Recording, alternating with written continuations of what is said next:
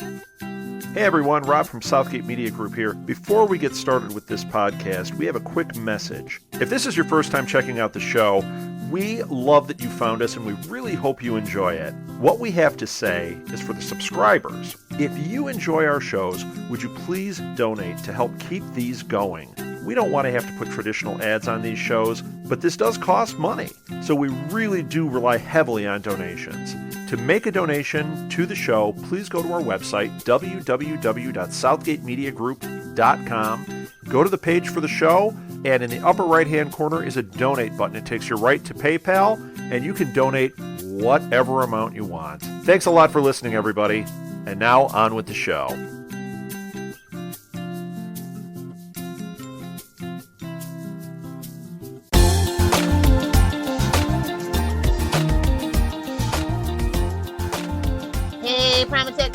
Welcome back to the Primatech Files, a Southgate Media Group podcast dedicated to the hit show Heroes, as well as the upcoming show Heroes Reborn. I'm Lilith, and on the hunt for specials with me, as always, is... Ricky. How you guys doing? Oh, God. One of us, one of them.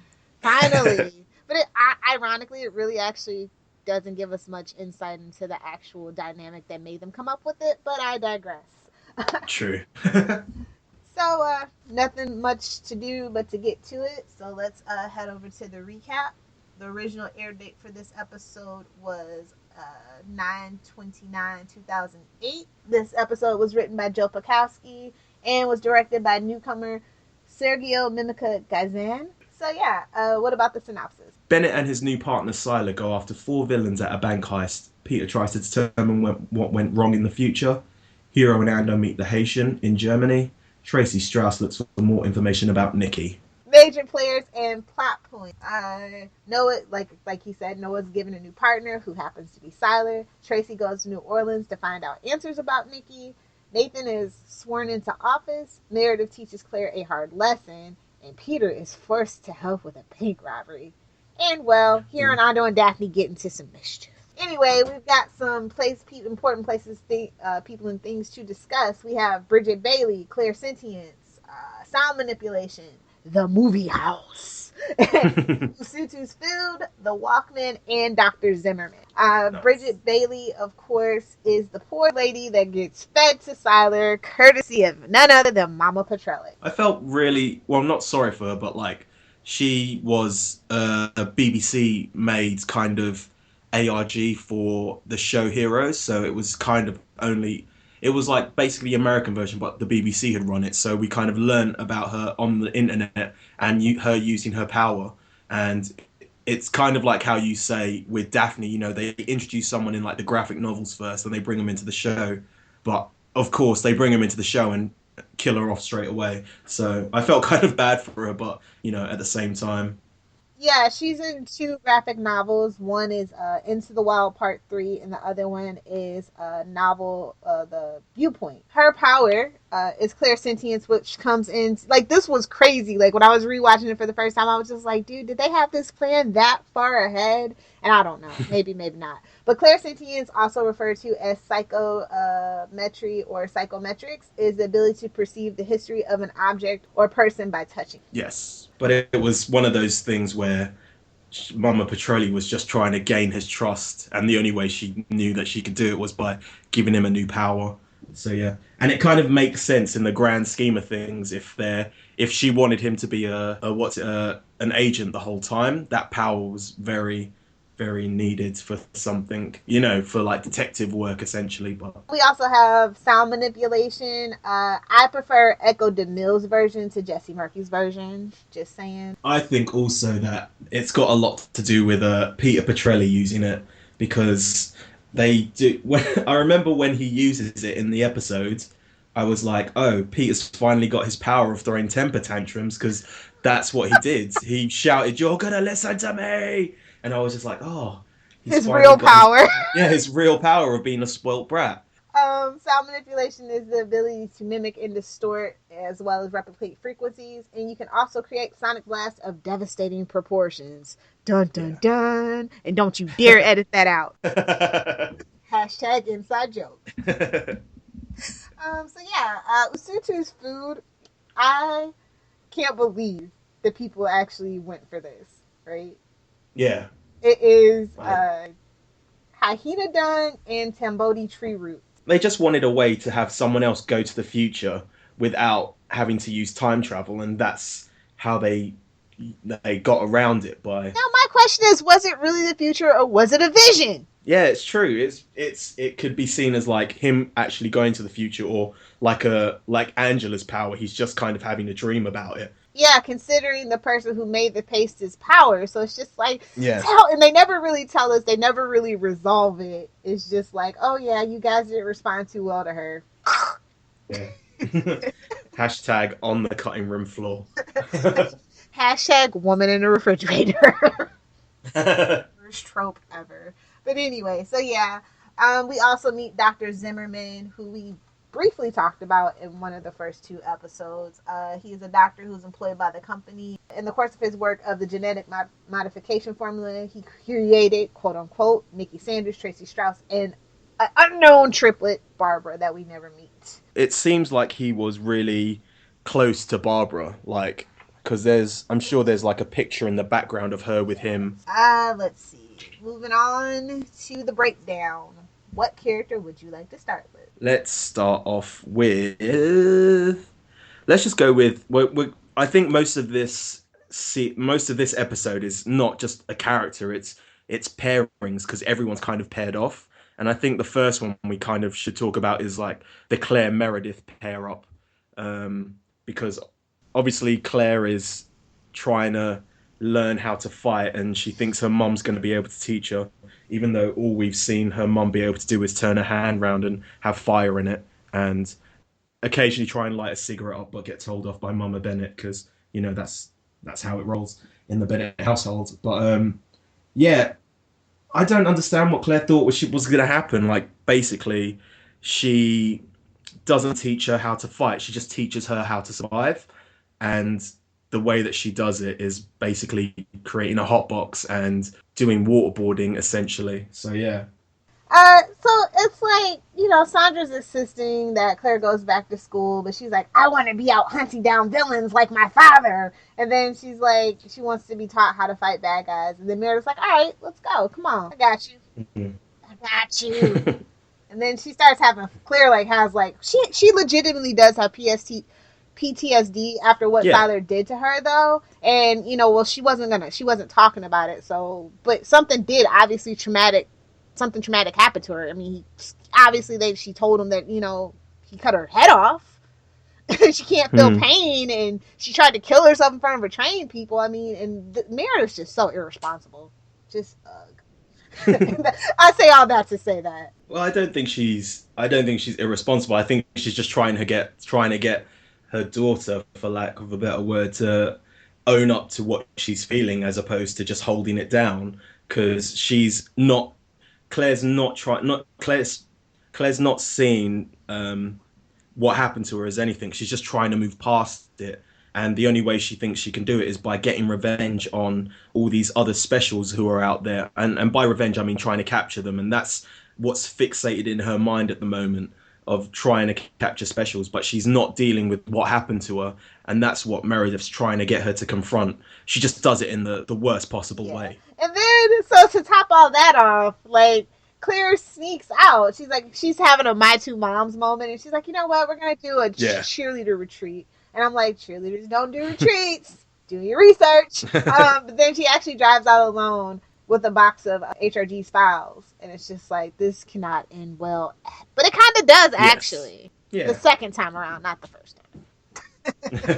So yeah, that's Claire, Angela, and kind of Sandra's little situation. Speaking of Claire, we might as well just go straight on to good old Daddy. Noah Bennett and Sylar, they're the kind of pairing in this one. I don't know whether Dexter was about at this time. It more than likely was, but that's what they kind of start treating Sylar's power as.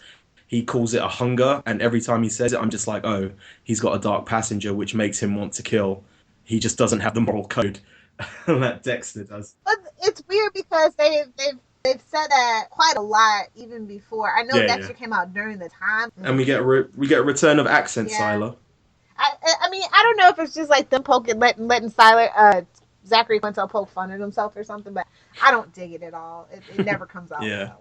They're tasked with getting back these four criminals who are in a bank heist, and it's just like I've said before, it's like an odd couple pairing because obviously you've got the one of us, one of them, two people who absolutely kind of hate each other, and Sylar's trying to do good. Well, on the surface it seems like he's trying to do good, and Noah's just not giving him the benefit of the doubt at any point. But also at the same time, he's kind of saying stuff to push Sylar. He's like manipulating Sylar to do stuff. Like by telling him not to help him, he knows Sylar eventually will just be like, "Yeah, I'm gonna go help him because I have to." So I don't know. I actually enjoy, this is so weird, in a sick way, I enjoy Mama Petrelli and Sylar. Like, I just love the feeding of that chick to him. And she's just like, she just kind of looks away as you hear the bone grinding and the screaming and the blood spatters against the, she's just like, do do do do do do. And then I also love when Noah shows up at level 5 and she's like, yeah, here's your new partner. He's like, are you serious? The bank robbery was kind of boring. It wasn't really that tense for me. I mean, Peter's there, so what bad can really actually happen when good old Peter's there? I know. I think what they should have done is they should have kept the guy playing Jesse, or they should have kept Jesse in and had him try and be Peter as opposed to having like us seeing it through Peter's eyes, because you've already got future Peter running about, so there's no real point to have Milo as present day Peter, and I think that kind of takes away some of the gravitas of the situation, because because we know that it's him, so that's why I just think that they should have kept it and just try and let this other guy, get his acting chops up a bit.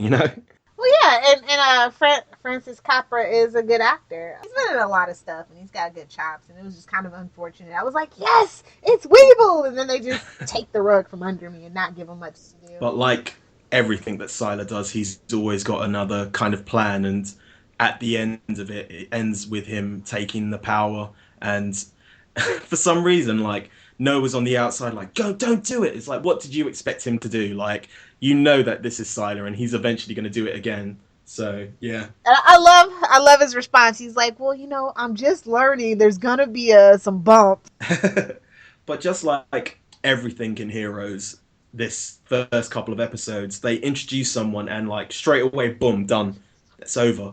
Because, the episode, like in this episode, you've got like the German, and he's disposed with pretty swiftly, and then you've got Jesse, and he's gone by the end of the episode. It's like they've kind of pushed these villains as like the next big thing, and they're just they're like one and done, and I just think it's quite a disservice to. Well, they were the red herrings though for the real quote unquote villains of the season, though. That's the way that I kind of look at it. I suppose I just would have liked a little bit more, but Yeah, I agree. There's only a couple of things that I want to talk about Micah and Tracy about. I like the fact that Micah straight away just knows that it's not his mum, like, because obviously he's very adept at knowing who his mum is, and so when Tracy turns around, he's like, "Mom, not the mama." But yeah, but it's a nice little scene because obviously Tracy's still like racked with guilt over killing this journalist, and she knows that there's this other woman who everyone thinks she is, and she's spotted her, and it kind of gives her like, it's like her little side quest of finding out more about herself, and it also at the same time gives Micah a bit of closure. Like he gets a chance to essentially hug his mum for the final time, which I thought was a very sweet end moment, even though it's not his mum. I just felt so bad for Micah. Like Micah, his character arc, I'm glad that we actually kind of get to see it going forward in Heroes Reborn, because he dealt with a lot as a little kid. I mean, he lost both his parents. He almost got captured by he's basically been underground since then. I don't think the first attempt or whatever. So it's going to be interesting to see. But I did think that it was really sweet that he got to give Tracy some information. He's like, something about her, now I know something about you, and now I can keep tabs on you. Ha ha ha ha. That's Micah. That's what he does. He's like that guy from Mr. Robot. I'm just gonna hack you to be close to you. We'll go on to Hiro, Ando, and Daphne. I think that this is the fun part of the series at the moment because they're literally like racing around the world trying to foil each other. Last week it was Paris. This week it's Germany. Yeah, I like it, and it brings us back. It brings a reason for the Haitian to come back randomly. But yeah, I really liked it. I think the fact that they didn't have their powers as well kind of made it a battle about wits and trying to outdo the other one. And I thought that they had a really good dynamic because Hiro thinks he's like such a well, obviously a hero, and he's very straight down the line about his moral code. Except for treating his sidekick with dignity. True. Well, he wants to kill him, so he's a bit dubious about the fact. And then you've got Daphne, who is just a gun for hire essentially at this point in time. She just goes where the money is, and she is obviously a lot more like. I think if you kind of compare it, you've got like Hiro, who's kind of upper class. He's like from money and stuff like that, so he's never really had to worry about any of that. Whereas you've got kind of working class Daphne. I say working class kind of like ironically, but she's just having to make her way in the world, trying to get as much money as she can. So yeah, and it's that kind of upper versus lower class kind of divide. And she's more obviously she's more not world weary, but she's got more street smarts than he does because he's just been his little comic bubble. So yeah, I think they have a really good dynamic. So yeah. Yeah, and I like how she's trying to drive that wedge in between here and on for her benefit. Yeah, I like the fact that he says, I went into the future, and I've seen that guy, he stops powers. I like the fact that they brought that back. Because you know how it is with heroes. Everyone's like in every episode, but you kind of forget who's met who and when they've met who. But this was just the comedy moment from the music to the Buster Keaton music in the background while all this kind of wacky shenanigans is going on. I really quite liked it. I thought it was quite what's the word? Cute. Cute is probably the best word I can think of. Well, I like that they were there trying to get the other half of the formula, and then it's like the Haitian that has it, so it was like all just a setup, really. And then like they try to get it like they have the little stupid distraction, and then like it doesn't work, and Daphne ends up getting it, and it's just like, damn it, you had one job, Hiro. Well, it wasn't really Hiro's fault. It was Ando going off book. Wormed her way into his little brain. I love it. Shall we go on to final piece of the puzzle? The Pac-Man. We talked about Usutsu's Trembodi tree roots and hyena dung. We haven't really actually gotten it. Yeah, I'm sure we'll talk in depth about that in the next episode, but yeah. Okay, the review. Best character. I'm not even going to go with a character. I'm going to go with the three of them. I'm going to go with the Hiro, Ando, Daphne, because it's Hiro back at his best. It's him being the kind of comedy aspect of the show, which has been kind of lacking from the first couple of episodes. Obviously, he's had this big, like, reveal that Ando's going to kill him, but the whole time he's been kind of whiny about it. He's been very clear about it. So, yeah, I like the dynamic between them in this episode with, like, he's still having a go at her, but he's still having a go at Ando, but, you've also got the added aspect of Daphne, like, literally in between them going, like, you're his sidekick. Okay, sidekick, cool. Yeah. So yeah, how about you? I would say that's my favorite character interactions, but the best character hands down is HRG he's being Sylar by trying to figure out what makes Sylar tick and seeing, just how far he can push it. Okay, if I say this, then he'll do that. And I'm just basically trying to learn his weakness. But I'd go the other way around. I'd say that the best character interaction for me is going to be the HRG and Sylar interaction, because it's something that we haven't kind of seen. We've had people who have paired up together, but they've paired up because they've needed to get something done. So you've had like HRG when he paired up with Matt in the first season. You've got the Matt and Mahinda kind of pair up. You've got like Nathan and Matt as well. Some of them have like worked, some of them haven't, but this one isn't like they've had to pair up to do something. They've been forced to pair up, and it's that kind of butting heads but at the same time knowing you have to get the job done. So yeah, that's why I'd have them as best interaction. But what about you? Like I said, for me, best character interaction, hands down, Ando, Daphne, and Hiro. I don't know, like, I just couldn't believe that, yeah, you're a company man, but this man is, that he has clear healing power, so he basically traumatized your child. There's just no way. There's just no way. Fair enough. Best scene? I am probably going to go with the look on HRG's face and him trying to stop Sylar from killing Jesse. He's like, you don't have to do this. And then he's like, yeah, I do. So yeah. I'm Sylar, yes, it's what I do. Yeah, it's what I do. And then coupled that at the end when they've brought Flint back and Angela just like hands him his slacks and he just like goes in like he's sad Charlie Brown walks into like his level 5 thing with his clothes. So yeah, I thought those two were really good. I like how, like, okay, yeah, back at the Bennett/Butler house, Meredith apologizes to Claire for having to teach her a tough lesson. She said, but it was necessary. And then Sandra's like all mad that Meredith is training Claire, and she's like, you don't know my daughter. And Meredith's like, well, she's like, can you do this? She's like, you don't have anything in common with her on that level. And then, so it's like a little cat fight, and I just like it. Her two moms.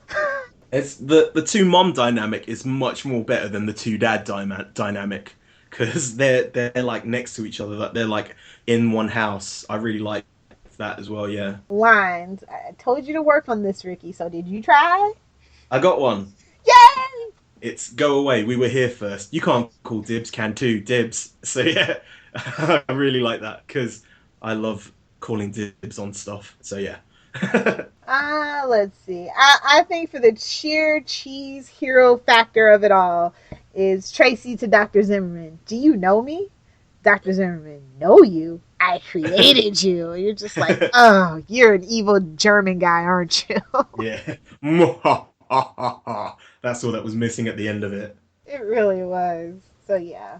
Most memorable moment? I'm gonna have to go back with the. I'm gonna have to go again with the Sylar killing Jesse because the whole way through you kind of you aren't kind of expecting it because he's so kind of nice during the episode, but then that just snaps you back into reality and knowing that you're working with a serial killer at that time. So yeah, it's that kind of leopards can't change their spots or stripes, whichever the saying is, but yeah. I think my favorite moment is when future Peter shows up and pushes the present day Peter out of the body. Like, just makes me laugh every time. But that's kind of like a useless power as well. Like, I don't know where he got it from, but it's really useless, isn't it? It's how you hide people. See, like we need future Peter because of that power, man. Because he could just hide the specials in normal people's bodies. Let's see. Do you have any highlights you want to share or lowlights? I think a highlight for me is the hug between Micah and Tracy, and by that I just mean Micah hugging Tracy because it's a really sweet moment in the episode and one that kind of closes. I know it sounds bad, but it kind of closes the door on Micah at that point. But it gives us some kind of closure into him as well. It's not like, oh, we shipped Molly off to India. Even though we would get Molly again, it wouldn't be like a goodbye. It would just be like, oh, there she is.